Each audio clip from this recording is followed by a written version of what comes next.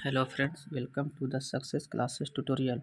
Friends, इस video में हम ज्ञान बिंदु संस्थान के बिट्टू झा सर के द्वारा पढ़ाए गए बायोलॉजी विषय के चैप्टर नंबर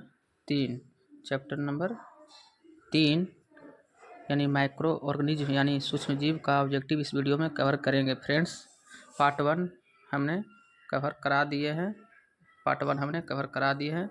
ये वीडियो पार्ट 2 होगा, क्योंकि पार्ट 1 तक हमने 100 प्रश्न करा दिए थे। ये वीडियो स्टार्ट 101 प्रश्नों से शुरू होगी। ये पार्ट नंबर 2 है वीडियो का। तो चलिए फ्रेंड्स, सेशन को स्टार्ट करते हैं। और फ्रेंड्स, चैनल को सब्सक्राइब जरूर करें और वीडियो को लाइक एवं शेयर जरूर करें। तो चलिए फ्रेंड्स, इस सेशन को स्टार्ट करते हैं। जीवाणु की खोज किसने की?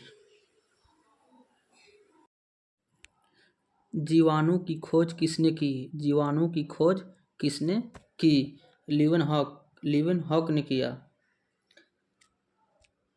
सबसे प्राचीन जीवाणु के किस वर्ग में सम्मिलित किया गया है? सबसे प्राचीन जीवाणु के किस वर्ग में सम्मिलित किया गया है? बैक्टीरिया में।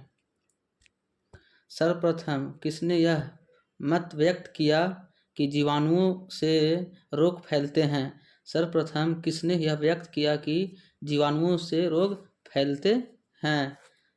लुई पाश्चर तथा कोच ने। जीवाणु होते हैं प्रकाश संश्लेषी, रसायन संश्लेषी और परपोषित, इनमें से सभी होते हैं। निम्नलिखित में कौन सा राइबोसोम जीवाणु में पाए जाते हैं? निम्नलिखित में कौन सा राइबोसोम जीवाणु में पाए जाते हैं? 70S। निम्नलिखित में कौन सा एक सही नहीं है? निम्नलिखित में कौन सा एक सही नहीं है? जीवाणु में कोशिका भित्ति नहीं पाई जाती है, यही सही नहीं है। जीवाणु को पौधे माना गया है क्योंकि जीवाणु को पौधे माना गया है क्योंकि इनमें कठोर कोशिका भित्ति होती है। जीवाणु से संबंधित निम्न कथनों में कौन सा सही है? जीवाणु में से संबंधित निम्न से कौन सा कथन सही है? अधिकांश जीवाणु विविध पोषी होते हैं किंतु कुछ स्वपोषी होते हैं। जीवाणुविक कोशिकाओं में नहीं होता है। सूत्रकणिका नहीं होते हैं। निम्नलिखित कथनों पर विचार कीजिए। जीवाणु की आकृति विषाणु की तुलना में बड़ा होता है। जीवाणु फिल्टर से पास नहीं होते हैं जबकि विषाणु फिल्टर से पास हो जाते हैं। इनमें से कौन से कथन सही हैं? 1 और 2 दोनों सही हैं। जीवाणु में किस प्रकार का डीएनए पाया जाता है? जीवाणु में किस प्रकार का डीएनए पाया जाता है? कुंडलित डीएनए पाए जाते हैं। जीवाणुओं की साधारण आकृति होती है। जीवाणुओं की कैसी आकृति होती है? गोल। जीवाणुओं की साधारण आकृति होती है गोल। जीवाणु जो कॉमा के आधार के होते हैं क्या कहलाते हैं? डीएनए में वाइब्रो कहलाते हैं। गोल आकृति वाले जीवाणु हैं। कोकाई। कौन है? तो कोकाई। जो जीवाणु आकार में सबसे छोटे होते हैं क्या कहलाते हैं? जो जीवाणु आकार में सबसे छोटे होते हैं वो क्या कहलाते हैं? गोलाणु कहलाते हैं। एक सर्पिल जीवाणु को क्या नाम दिया गया है? स्पाइरिलम नाम दिया गया है। वास्तविक केंद्रक किसमें अनुपस्थित होता है? वास्तविक केंद्रक किसमें अनुपस्थित होता है? तो किसमें अनुपस्थित होता है? तो जीवाणु में। जीवाणु कोशिका में अभाव होता है। केंद्रक, केंद्रिका, केंद्रक झिल्ली, इनमें से सभी का सभी अभाव होते हैं। निम्नलिखित में से कौन सर्वाधिक संख्या में पाए जाते हैं? निम्नलिखित में कौन सर्वाधिक संख्या में पाए जाते हैं? जीवाणु पाए जाते हैं, जीवाणु पाए जाते हैं, सर्वाधिक संख्या में जीवाणु पाए जाते हैं। बैक्टीरिया में पाए जाने वाला प्रकाश संश्लेषी आशय कहलाता है। बैक्टीरिया में पाए जाने वाला प्रकाश संश्लेषी आशय कहलाता है, तो क्या कहलाता है?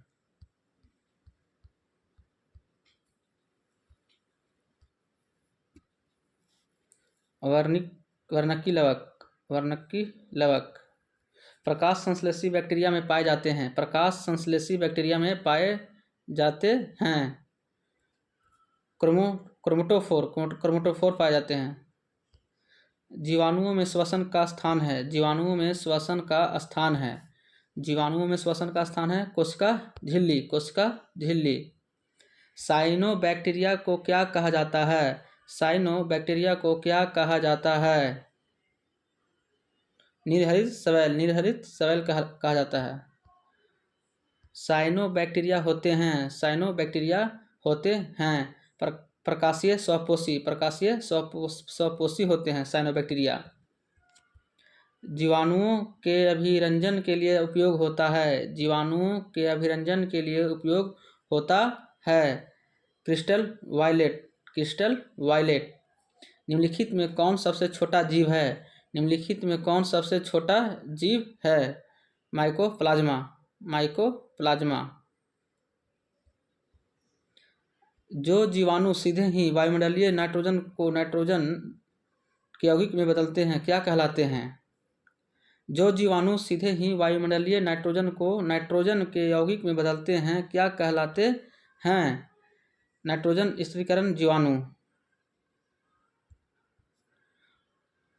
नोड्यूल पाए जाते हैं जिनमें नाइट्रोजन स्थिरीकरण बैक्टीरिया मौजूद होते हैं। चना में किसमें पाए जाते हैं? तो चना में पाए जाते हैं। मूल ग्रंथिकाओं पाई जाती है। मूल ग्रंथिकाओं पाए जाती है कुछ लिग्नोमिन्स पादप एवं कुछ अन्य पौधों में। नाइट्रोजन स्थिरीकरण में निम्नलिखित में से कौन सी फसल सहायक है? नाइट्रोजन स्थिरीकरण में निम्नलिखित में से कौन सी फसल सहायक है? फली, मूंगफली, सब जो होता है फल का वही। निम्न में से कौन सी सहजीवी नाइट्रोजन यौगिकरण जीवाणु है? निम्न में कौन सा सहजीवी नाइट्रोजन यौगिकरण जीवाणु है? राइजोबियम है। नाइट्रोजन स्थिरीकरण में लेग हीमोग्लोबिन का क्या कार्य है? नाइट्रोजन स्थिरीकरण में लेग हीमोग्लोबिन का क्या कार्य है? तो कौन सा कार्य है? ऑक्सीजन का अवशोषण। ऑक्सीजन का अवशोषण। अधिक नमक वाले अचार में जीवाणु जीवित नहीं रह पाते हैं क्योंकि अधिक नमक वाले अचार में जीवाणु जीवित नहीं रह पाते हैं क्योंकि जीवाणु जीव द्रव कुंचित हो जाते हैं और इस तरह मर जाते हैं। प्रशीतन, प्रविशन नहीं होगा, प्रशीतन होगा। प्रशीतन खाद्य परिरक्षण में मदद करता है। प्रशीतन खाद्य परिरक्षण में मदद करता है। जैव रासायनिक अभिक्रिया की दर को कम कर। जीवाणुओं को पौधा माना जा गया है क्योंकि जीवाणुओं को पौधा माना गया है क्योंकि इनमें कठोर कोशिका भित्ति होती है। बैक्टीरिया में पाए जाने वाला छोटे से छोटे बालों के समान की संरचना क्या कहलाता है? तो क्या कहलाता है? पिलाई या फ्रिम्बी। हेटेरोसिस्ट पाए जाते हैं। हेटेरोसिस्ट पाए जाते हैं साइनोबैक्टीरिया में पाए जाते हैं। निम्नलिखित में कौन सा जीव पीपीएलओ कहलाता है? कौन सा जीव पीपीएलओ कहलाता है? माइकोप्लाज्म। ग्राम पॉजिटिव तथा ग्राम निगेटिव बैक्टीरिया में अंतर होता है। ग्राम पॉजिटिव तथा ग्राम निगेटिव बैक्टीरिया में अंतर होता है। कोशिका भित्ति के कारण, कोशिका भित्ति के कारण। प्रश्न नंबर 140। रिकेटेसिस एक समूह है, रिकेटेसिस एक समूह है बैक्टीरिया का। किसका समूह है? तो बैक्टीरिया का समूह है रिकेटेसिस। साइनो बैक्टीरिया तथा बैक्टीरिया में समान रूप में से पाए जाते हैं। साइनो बैक्टीरिया तथा बैक्टीरिया में समान रूप से पाए जाते हैं। तो क्या पाए जाते हैं? न्यूक्लियाइड्स। क्या पाए जाते हैं? तो न्यूक्लियाइड्स। मानव के आंत में कौन सा बैक्टीरिया पाया जाता है? मानव के आंत में कौन सा बैक्टीरिया पाया जाता है? Escherichia coli, Escherichia coli. भोजन की विषाक्तता उत्पन्न होती है, भोजन की विषाक्तता उत्पन्न होती है क्लोस्ट्रीडियम बोटुलिनम द्वारा। मृदा में धान की पैदावार बढ़ाने वाला मुक्तजीवी जीवाणु कौन सा है? मृदा में धान की पैदावार बढ़ाने वाला मुक्तजीवी जीवाणु कौन सा है? एनाबिना। कौन सा है? तो एनाबिना है। दही जमाने में निम्नलिखित में से किस सूक्ष्मजीव का प्रयोग किया जाता है?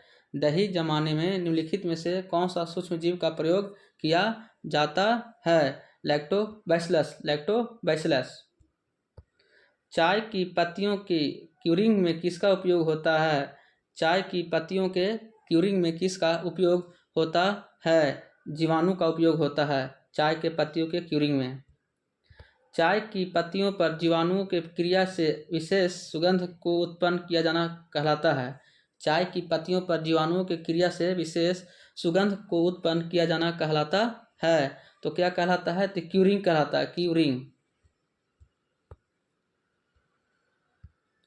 साइनोबैक्टीरिया का उपयोग जैव उर्वरक के रूप में किया जाता है। साइनोबैक्टीरिया का उपयोग जैव उर्वरक के रूप में किया जाता है धान के खेतों में, धान के खेतों में। स्वतंत्र जीवी अवायवीय नाइट्रोजन स्थिरीकरण जीवाणु हैं। स्वतंत्र जीवी अवायवीय नाइट्रोजन स्थिरीकरण जीवाणु हैं। तो कौन है? Clostridium, clostridium. निम्न में से कौन सहजीवी स्थिरीकरण जीवाणु है? निम्न में से कौन सहजीवी स्थिरीकरण जीवाणु हैं? फ्रैंकिया, फ्रैंकिया है।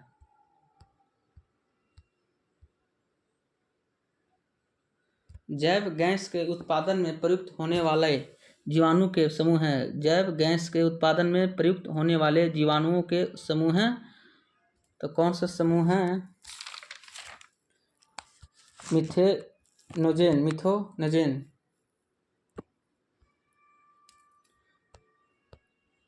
वैसे जीवाणुओं के समूह जो फफूंदी के तंतुओं से जुड़कर जाल जैसी संरचना बनाते हैं क्या कहलाते हैं? वैसे जीवाणु के समूह जो फफूंदी के तंतुओं से जुड़कर जाल जैसी संरचना बनाते हैं वो क्या कहलाते हैं? फ्लॉक्स कहलाते हैं। क्या कहलाते हैं? तो फ्लॉक्स। जूट की रेटिंग के लिए किण्वनकारी सूक्ष्मजीव बैक्टीरिया है।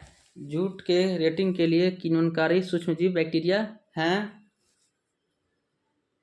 क्लोस्ट्रीडियम एस्टीब्यूटालिकेम। योग हट बनाने में भाग लेने वाला बैक्टीरिया है। योग हट बनाने में भाग लेने वाला एक बैक्टीरिया कौन सा है? तो ऑप्शन नंबर डी होगा, ए और सी दोनों, लैक्टोबैसिलस और स्ट्रेप्टोकोकस। एक्टिनोमाइसीटीज वर्ग में आते हैं। एक्टिनोमाइसीटीज वर्ग में आते हैं तो जीवाणु आते हैं। माइकोप्लाज्मा की खोज सर्वप्रथम किसने किया? माइकोप्लाज्मा की खोज सर्वप्रथम किसने किया? तो किसने किया था? ई नोकार्ड तथा ई आर रॉक्स। निम्नलिखित में कौन सा रोग जीवाणु के कारण होते हैं? निम्नलिखित में से कौन सा रोग जीवाणु के कारण होते हैं? तो डिप्थीरिया भी होते हैं, जीवाणु का कारण है। प्लेग भी जीवाणु के कारण से होता है और क्षय रोग या तपेदिक जीवाणु के कारण होता है। इनमें से सभी के सभी ऑप्शन हो जाएंगे। BCG का टीका कितनी उम्र में लगाया जाता है? BCG का टीका कितनी उम्र में लगाया जाता है? तो नवजात में लगाया जाता है, यानी 1 साल भी रहता है ऑप्शन में तो वो भी सही हो जाता है। ये सबसे सटीक आंसर है नवजात, सही ऑप्शनों में। निम्नलिखित में कौन सा रोग जीवाणु के कारण नहीं होता है? निम्नलिखित में कौन सा रोग जीवाणु के कारण नहीं होता है? तो चेचक, चेचक जीवाणु के कारण नहीं होता है। आखिर सिफिलिस, निमोनिया, टिटनेस, ये सब जीवाणु का रोग है। बच्चों को किस रोग से प्रतिरक्षित करने के लिए डीपीटी का टीका दिया जाता है? डीपीटी का टीका दिया जाता है बच्चों को किस रोग से बचाने के लिए? तो कुकुर खांसी, कुकुर खांसी।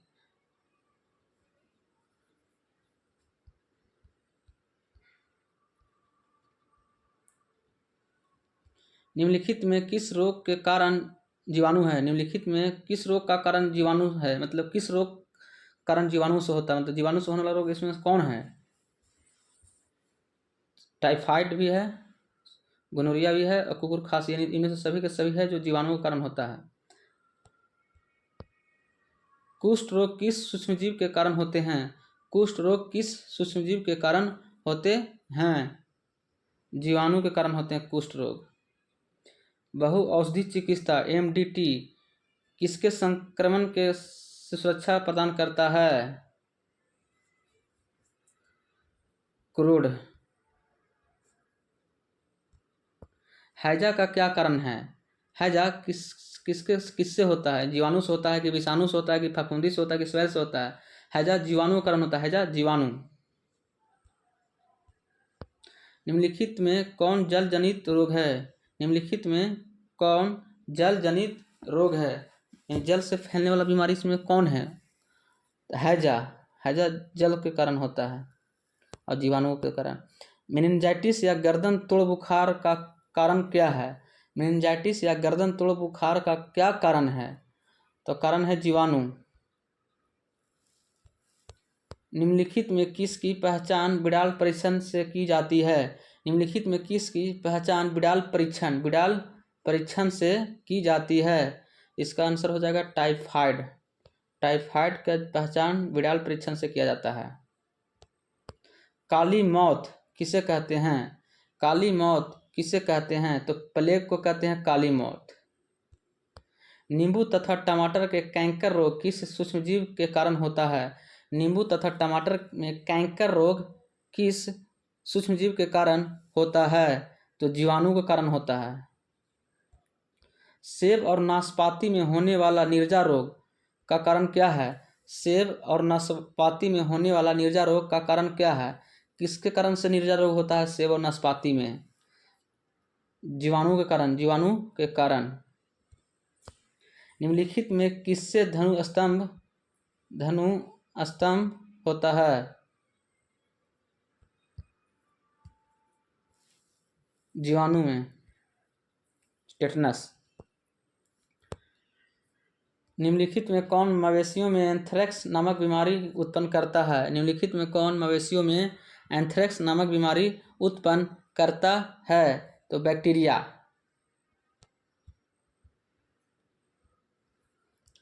ट्यूबरकुलोसिस यानी टीबी उत्पन्न होता है। ट्यूबरकुलोसिस यानी टीबी उत्पन्न होता है तो किसके कारण से उत्पन्न होता है? तो माइक्रोबैक्टीरिया द्वारा, माइक्रोबैक्टीरिया के द्वारा। प्रोकैरियोटिक के अंतर्गत आने वाले जीव कौन है जिनमें कोशिका भित्ति नहीं होती है? कोशिका भित्ति नहीं होती है। एक्टिनोमाइसीटीज होते हैं, नहीं है, यही आंसर हो जाएगा। निम्नलिखित में कौन एक संक्रामक रोग नहीं है? निम्नलिखित में से कौन एक संक्रामक रोग नहीं है? तो मधुमेह। निम्नलिखित में कौन संक्रामक रोग है? निम्नलिखित में कौन संक्रामक रोग है? डिप्थीरिया, रेबीज, कालाजार, इनमें से सभी के सभी संक्रामक रोग हैं। टीएबी के टीके द्वारा निम्नलिखित में किस रोग का नियंत्रण किया जा सकता है? टीएबी के टीके द्वारा निम्नलिखित में किस रोग का नियंत्रण किया जा सकता है? तो टाइफाइड।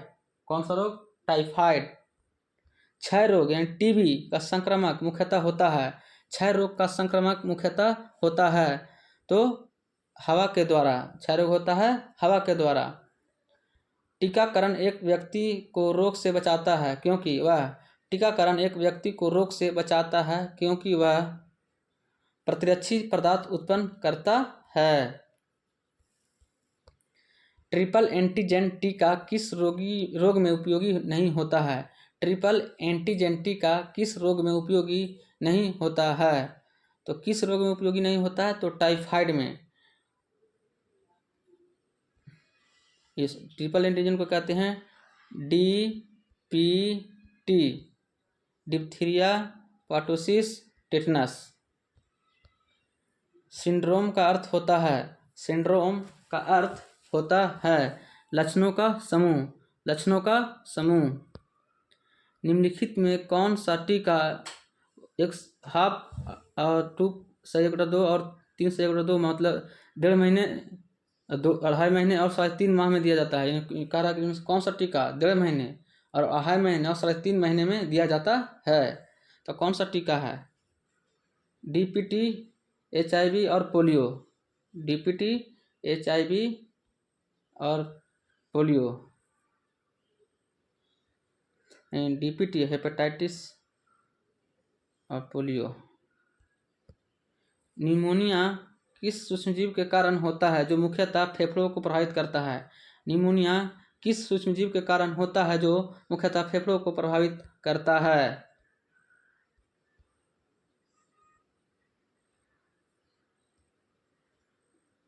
स्ट्रेप्टोकोकस निमोनी जीवाणु, हीमोफिलस इन्फ्लुएंजी जीवाणु, यानी ए और बी दोनों। एरिथ्रोमाइसिन एंटीबायोटिक औषधि किस रोग में उपयोगी होता है? एरिथ्रोमाइसिन एंटीबायोटिक औषधि किस रोग में उपयोगी होता है? काली खांसी, काली खांसी। निम्नलिखित में कौन सी बीमारी कोरोना वायरस से संबंधित है? निम्नलिखित में कौन सी बीमारी कोरोना वायरस से संबंधित है? उपयुक्त सभी हो जाएगा, सार्स, मर्स और कोविड-19। निम्नलिखित में कौन जीवाणु के कारण होने वाला रोग है? निम्नलिखित में कौन सा जीवाणु के कारण होने वाला रोग है? आलू में विल्ट रोग, गेहूं में विल्गन रोग, चावल के अंगमारी रोग, यानी इनमें से सभी।